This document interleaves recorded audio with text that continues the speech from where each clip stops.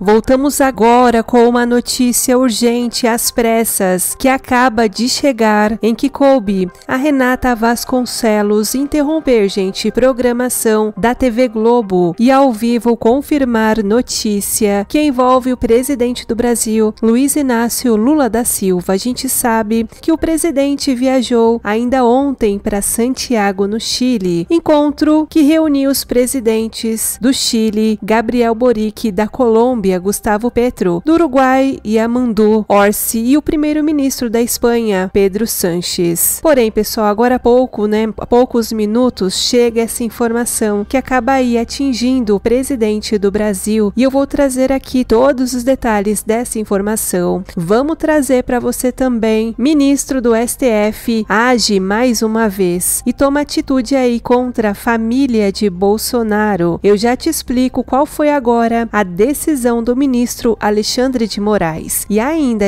Nicolas Ferreira sai ferido após empurra em visita de Bolsonaro à Câmara. Brigadistas chegaram a entrar em gabinete do PL para atender o deputado Nicolas Ferreira. Em instantes, todos os detalhes dessas informações que são divulgadas em meio, a toda aí essa repercussão em relação ao tarifaço dado por Donald Trump, que entra em vigor já no dia 1º de agosto. Perguntando para você de quem é a culpa desse tarifaço, comenta aqui abaixo. Antes, peço apenas, se for novo por aqui, que se inscreva em nosso canal, ativando o sininho das notificações para receber sempre em primeira mão os novos vídeos. E vamos ao que interessa.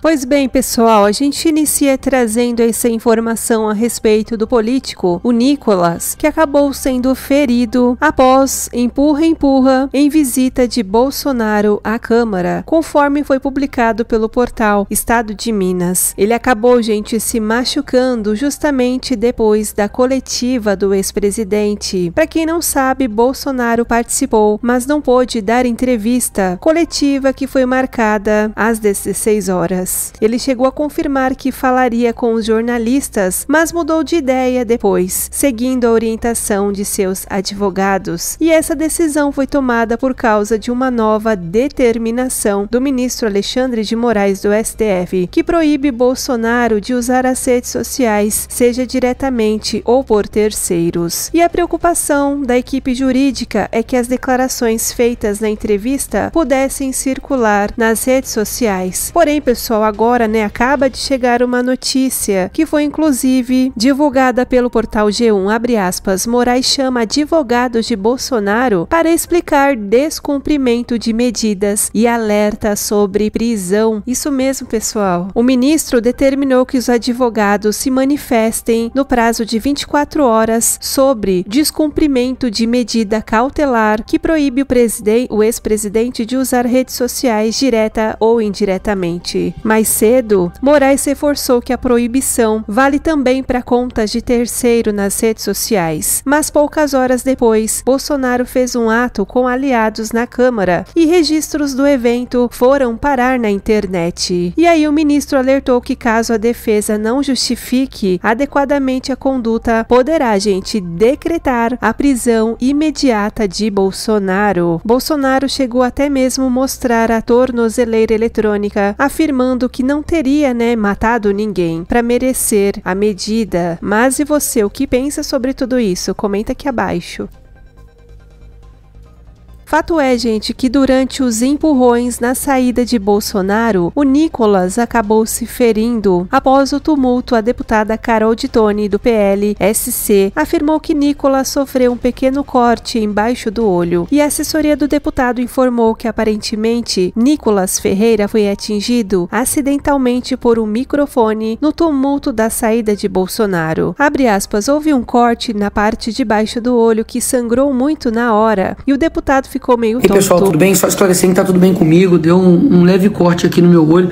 Saiu sangue e tudo, mas porque no olho, qualquer coisa que você faça, sai muito sangue, né?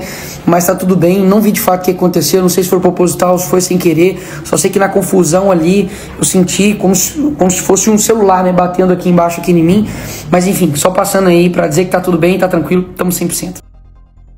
Vale destacar, gente, que segundo o portal CNN, Moraes também tomou aí uma atitude em relação à família de Bolsonaro, mais precisamente em relação ao Eduardo Bolsonaro, onde dão conta que o ministro Alexandre de Moraes bateu o martelo, gente, e mandou bloquear tudo o que Eduardo Bolsonaro tem, imóveis, carros, contas bancárias e até a chave Pix. E essa decisão foi tomada de forma discreta nesse último sábado, dentro do processo que investiga a atuação do deputado lá nos Estados Unidos. Agora, com essa determinação, Eduardo não pode mexer em dinheiro nenhum e não entra nem sai nada da conta dele no Brasil. E mesmo que ele teria para receber como salário da Câmara dos Deputados, também vai ficar travado por causa desse bloqueio. E quando a Justiça determina o bloqueio de bens, imóveis, contas bancárias, isso faz parte do que se chama asfixia financeira. E o propósito desse tipo de medida é bem direto: interromper qualquer circulação de dinheiro que possa dar continuidade ao que está sendo investigado como crime. Mas e você? Em meio a tudo isso, você acha que Eduardo Bolsonaro vai parar? Sim ou não? Será que, do jeito que as coisas estão indo, será que Eduardo Bolsonaro vai colocar o pé no freio? Deixe sua opinião aqui nos comentários.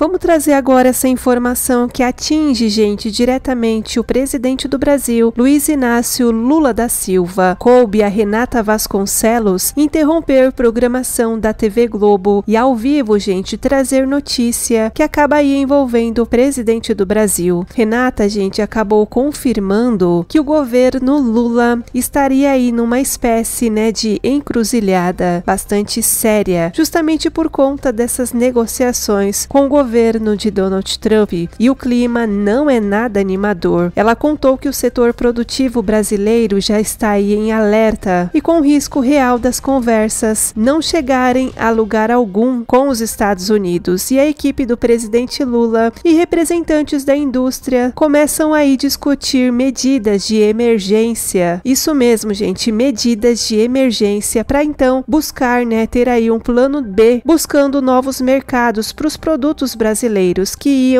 iriam ser vendidos para os Estados Unidos. Falam disso como uma saída, mas sendo bem realista, ninguém esconde que esse caminho tá aí cheio de obstáculo. E aí o pessoal do governo de Lula, junto das empresas, estão conversando para tentar achar uma solução, mas é realmente muito difícil. E isso, né, gente, é ruim pro Lula, e não só para ele, mas pro Brasil todo. Se a negociação com os Estados Unidos falhar, o governo Lula vai enfrentar uma pressão muito grande, e essa situação é realmente desastrosa para o presidente, já que com esse tarifaço sobre os produtos derruba direto o desempenho da economia brasileira e joga um balde de água fria no governo. Situação essa muito difícil.